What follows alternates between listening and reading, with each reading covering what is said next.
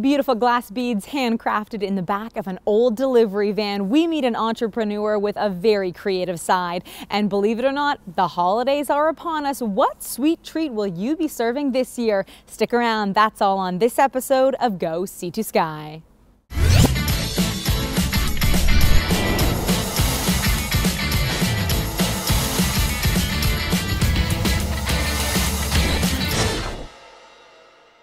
Welcome to Go Sea to Sky. I'm your host, Heather Butts in Whistler Village. Now, the valley can be a tough place to find work, so that's why many are inspired to hone their talents and head out on their own, creating a new job or even company.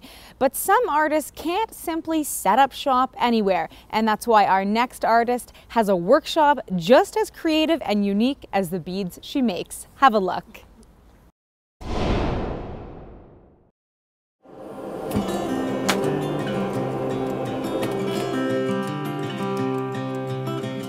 It's really interesting and fun to do. Working with glass is just awesome because it just changes. It's fun to work with, really. Using a hot torch and a glass rod, Nicola Griffiths works to create one of her favorite winter beads, a snowman. I'm very lucky to be able to make things just tiny, detailed. My beads are very detailed and a lot of care goes into them. Detailed is an understatement. Griffiths' intricate beads are unique in their shape, colors, and of course size. The process of flame working requires a steady hand, a creative mind, and plenty of patience. All reasons why this ski instructor, originally from England, took up the craft just a few years ago.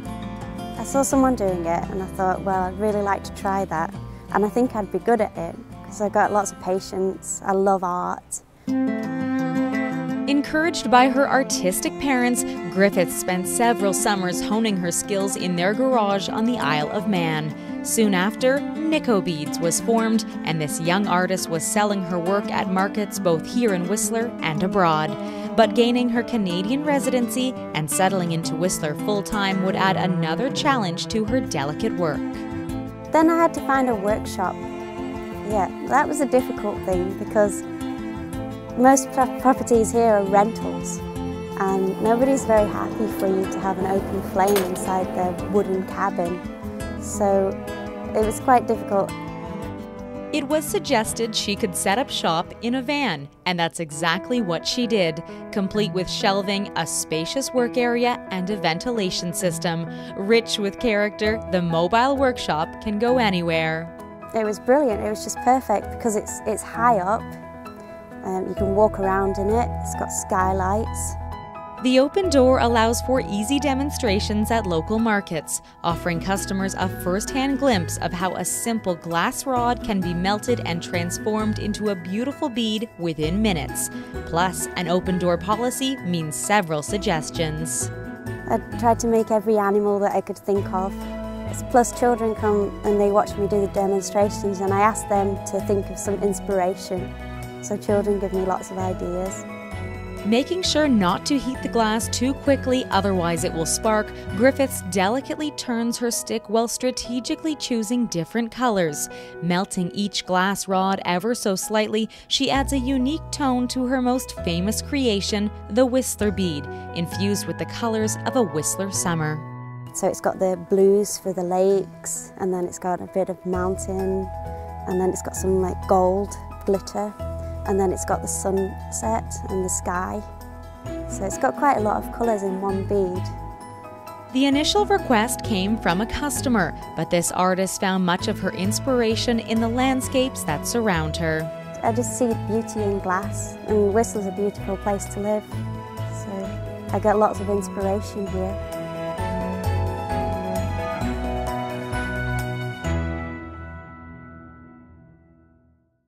Nico beads are available online. Just head to our Facebook page for more information. From talented artists to athletes, there's no shortage of either in Whistler. Mike Janek has been skiing for Alpine Canada for more than 10 years. Now, he kicked off his season a few weeks ago, but this season includes his third Olympic Games. And we sat down with him to find out how he's preparing for Sochi 2014.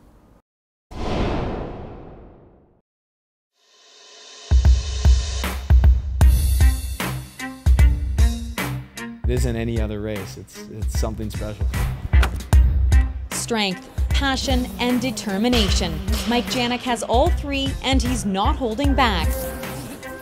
Janek is doing more now than ever before to prepare himself for the upcoming season with one goal in mind. To stand on the podium and see the Canadian flag rise, that's something that vision I hold and something I know to be true in me. One of Canada's finest technical skiers, Janek made history when he won bronze in slalom at the 2009 World Championships. A Whistlerite from a very young age, this skilled ski racer has been representing Canada on the world stage for more than 10 years. It's such an honor to know you're from such an amazing country full of creativity and inspiration around you, and to be a part of that is really energizing now. But with that honor comes stress and pressure to perform. Speed and agility, those things can be developed, and Janek works hard to perfect them as the season approaches, but he works even harder on the psychological keys to victory. We all start out doing these things in our lives that we love. And as we go through our career, you lose sight of that. And a lot of it, my actions came from fear of failure, fear of success, or fear of being injured. Unhappy with recent results, and now with the opportunity of another Olympics on the horizon, Janek has made some major changes. Not wanting his performance impacted by stress, he uses different ways to get the most from his talents. Meditation, journaling, and yoga are three key de-stressors. But in the end, he simply wants to put fun back into a sport he loves so much. So we go 1, 2, 3, 4, and then cross on the 5th.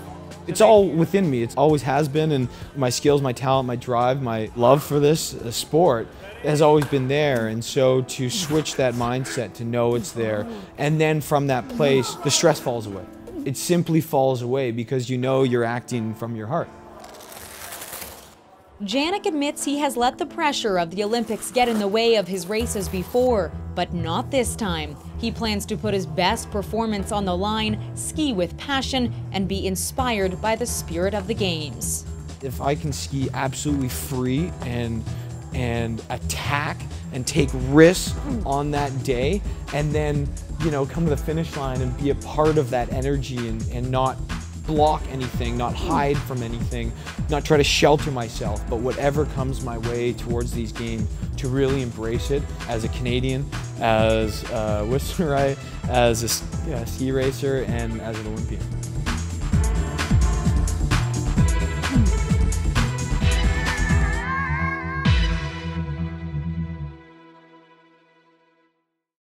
Now, Mike Janek's season is already well underway, so be sure to cheer on our local athlete as he prepares for the 2014 Winter Olympics. Now, if you've missed one of our stories or want to see this story again, simply head to youtube.com/WhistlerShaw. All our stories are online in HD. Go See the Sky, we're your local voice.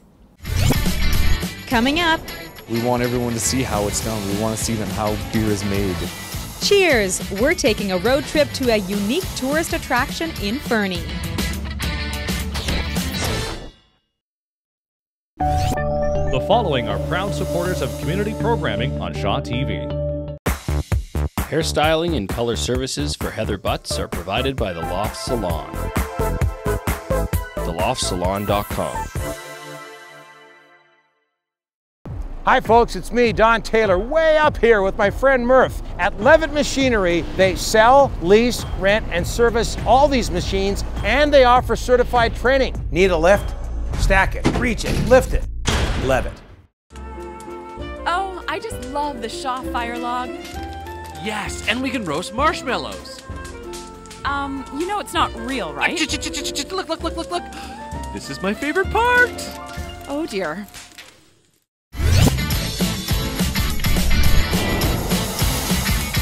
Welcome back to Go See the Sky. I'm your host, Heather Butts, enjoying beautiful Whistler Village. When you've been to dozens of bridal showers, it's always a good idea to find something unique for your own guests to do. Well, we leave it to the Bells to find food and perfume in one sitting. Hi, Hi, I'm Aubrey. And I'm Sarah. And we are the Wedding Bells. I just got engaged. And I did not. We're on an adventure to plan the big day. Move over, cupcakes. There's a new adorable dessert in town, macarons. We headed to Suarez to learn more about this French delicacy.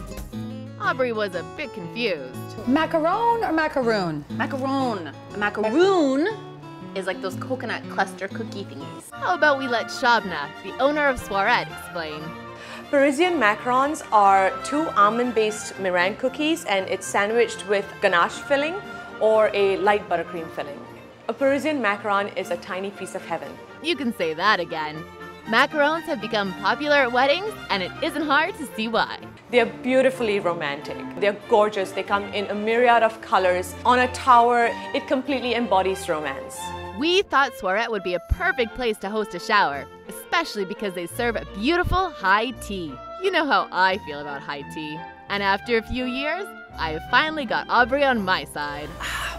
Sarah's taught me the finer things in life. See, whenever I used to have a glass like this in my hands, it means it was full of alcohol that I was about to shoot back. Now this is a tiny little baby dessert. As for the food, Like there's grilled cheese. No, it's grilled cheese with fig. Mousseline cup with a baby spoon.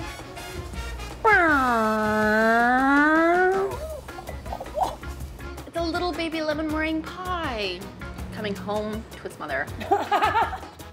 And now what we came here for. The pièce de résistance, la macaron. La macaron. Once again. Oh, I just belonging. This is rose. I don't know what this is. I feel like there's surprises. That's what I like about macarons. It's like surprise in your mouth of a flavor. Oh my gosh, everything you say, I just want to say that's what she said.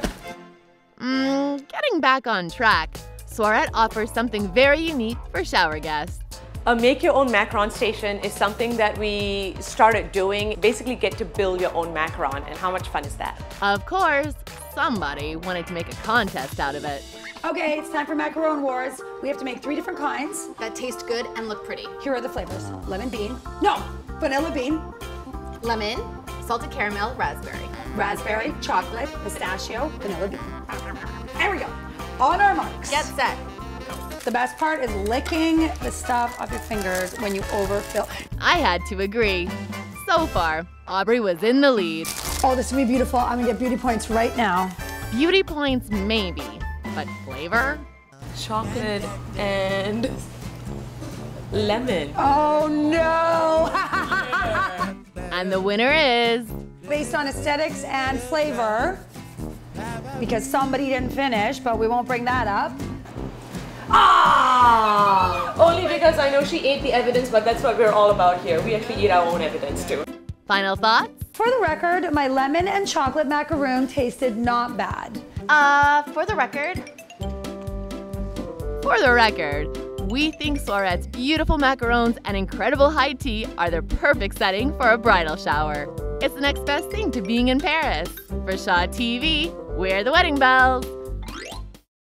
Well, it's certainly a unique idea to keep in mind for your next bridal shower. Well, it's time now to take a little road trip, and this week we're heading to another BC ski town. We're going to Fernie, where a small business doubles as a unique tourist attraction. Quality Assured Collision's road trip is brought to you by Quality Assured Collision, found online at qacollision.ca.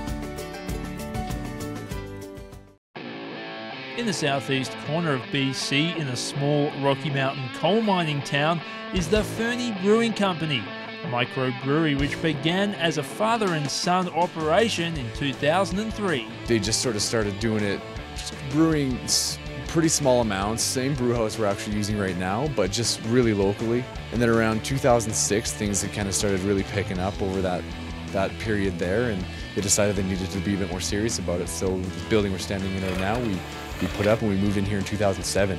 And that building is complete with a tap room and store, as well as the ever-expanding on-site production facility, which has helped the Fernie Brewing Company expand their product throughout Western Canada and even garner recognition on the home front. 2012, we were awarded Fernie Business of the Year from the Chamber of Commerce, so that was a really big deal to be recognized from Fernie itself.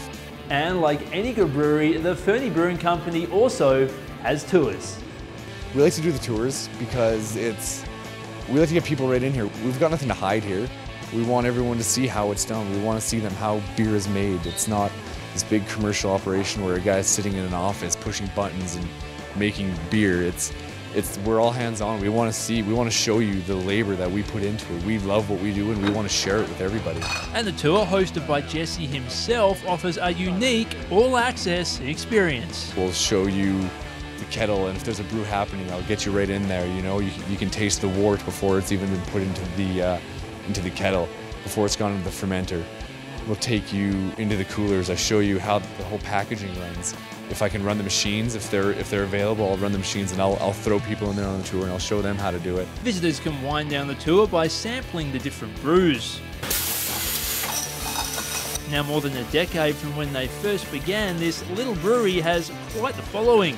You can see it paying off. You can see people come up to you at a beer show and they say, you know, like I buy your beer all the time. And it's just really good to hear because, you know, I'm physically in here. I'm helping make this product. We're doing this together, and for someone to acknowledge that and someone to really appreciate what you've done, it feels really good. Tours are available year-round and private bookings are also possible. Visit ferniebrewing.com for all the details. For the Quality Assured Collision road trip in Fernie, BC, I'm James Fun.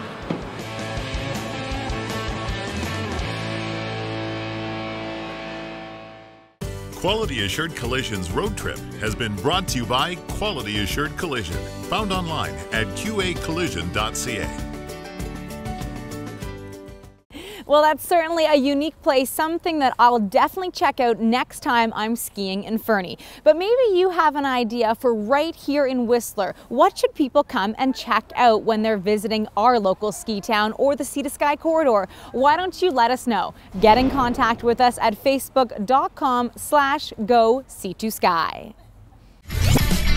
Later in the show, traditionally, shortbread was given as gifts, being a luxury item because butter was fairly expensive. we unlock the secret to a traditional sweet treat favorite. The following are proud supporters of community programming on Shaw TV. Heather Butt's wardrobe is fitted by Peak Performance. PeakPerformance.com. Your card has been declined. Oh, try this one. Rob here. Collections here. How many times do I have to call you to collect this debt? What are we gonna do? This one's been declined too. Does your debt feel like it's getting out of control? We are a nonprofit service, and we're here to help. Call the Credit Counseling Society today. All you've got to lose is your debt. Whether you're pursuing a television career or looking for a new leisure activity, we invite you to join the Shaw TV Volunteer Program. You can gain valuable hands-on experience and acquire skills ranging from camera to floor directing. We're looking for high school or college students or adults who are eager to learn. Shaw TV is currently accepting volunteer applications. Contact us today. We're there to bring it home. Shaw TV, your local voice.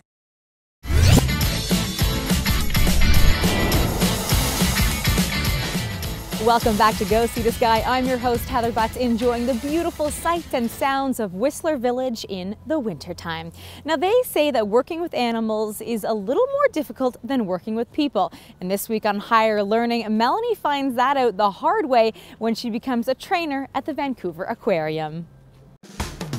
Sprott Shaw College's Higher Learning is brought to you by Sprott Shaw College, found online at sprottshaw.com. Vancouver Aquarium is educational and entertaining for people of all ages. And today I get a behind-the-scenes look with the trainers who help make it happen and get my hands all kinds of fishy. I've always loved the aquarium, even coming here as a kid for field trips and things, just because there's so many cool things here. The only experience I've ever had is swimming with dolphins in Cabo. I'm Adria. I'm a senior trainer here at the Vancouver Aquarium for the last 7 years. I know trainers work very hard for a reason, and I just hope that I don't make their work go down the drain. First things first is get her nice and dirty, get her boots on, get her fleece on, and get her in the fish house. We do all the marine mammal prep. So you're gonna see some fish juice and stuff, so if you're okay getting dirty, we're gonna go ahead. What we wanna do is we wanna break it up. In the fish house, it wasn't about the smell I can handle, the cold. It was frozen. What we're looking at is we wanna make sure there is no marks, no torn skin, making sure that both eyeballs are in. So we made sure that every fish was pristine and perfect. Slippery suckers. You know, she's doing really good with the cutting of the fish and the sorting of the fish. A little bit slow, Mel. We gotta work on that. How do you think you did? I smell bad. So I'm gonna show you kind of what the proper technique of blowing your whistle is. In theory, this looks easy. But it's actually quite hard because you want it to be short, clear, and concise. In reality, it was a disaster. Oh. Okay, do you see the difference? Can you do it again? See the difference? And she kind of looked at me like, I got this, and obviously she didn't. When I feel like she's doing exactly what I want her to do, just like that. So Mel, take that whistle home and practice. So we communicate using our hand signals. So what we did with Melanie, we just did a couple easy ones to start. What do you think? Mel gonna do good? No! I love dolphins. I love them. So when I say that it's good, you're gonna blow your whistle. Okay. Okay, so here she comes. You're gonna give her a fish. See Mel. There you go. Hi. Okay, and turn around.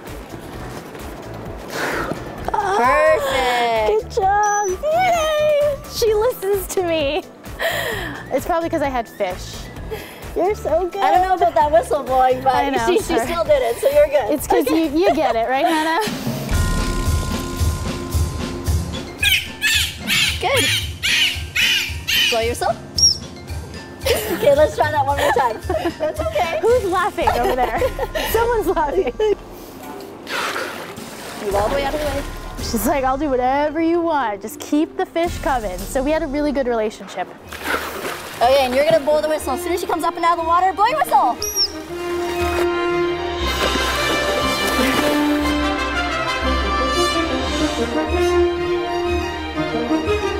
Adria, you saw me with the dolphins in the fish house. Would you hire me or would you fire me?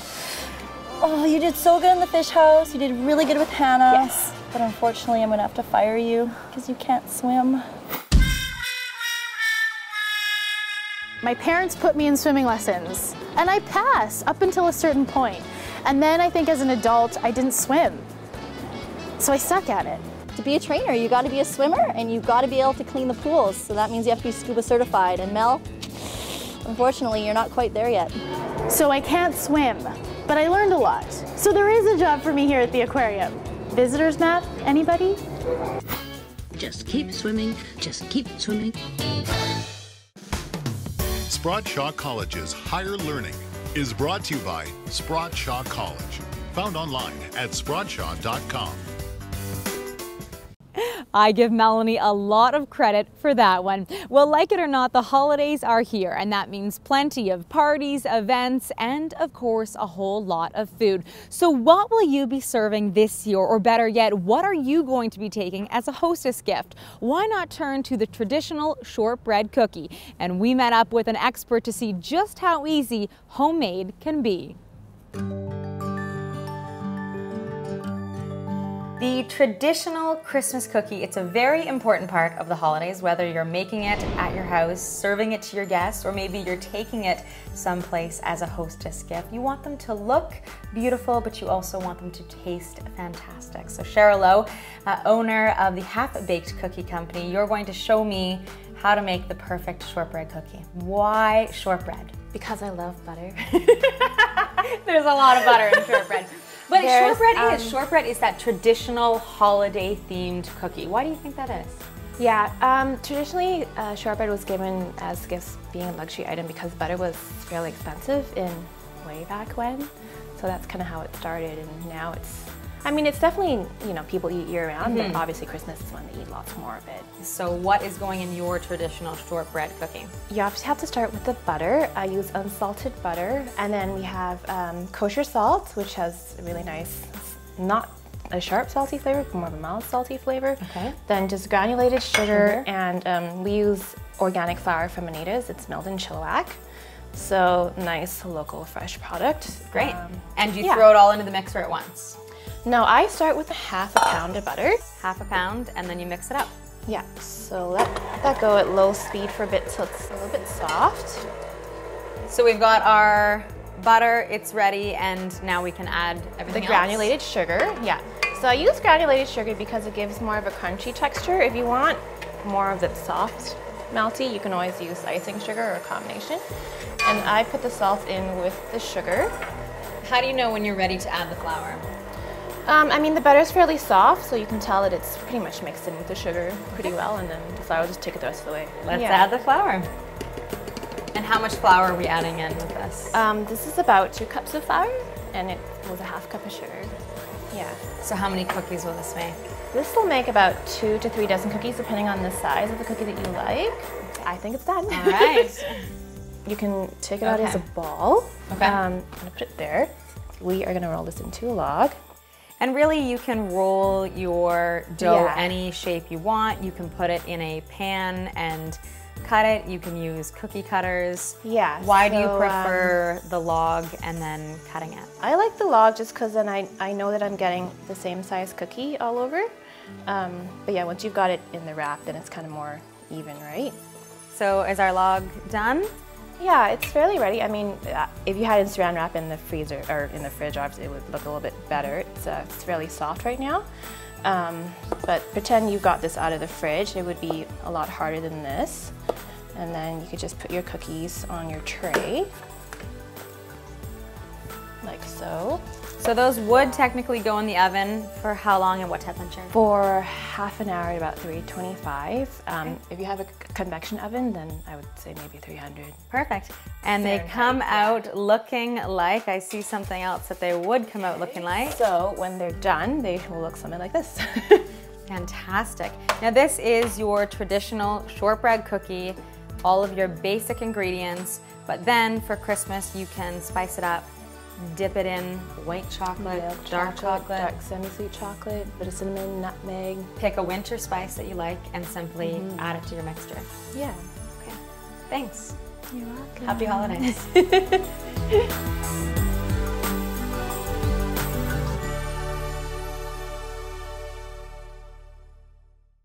Those cookies were delicious, just the right amount of sweet with a little bit of crunch. And believe me, if I can make them, so can you. So try it for yourself. Well, that wraps up this episode of Go Sea to Sky. Thanks for watching. I hope you enjoyed it.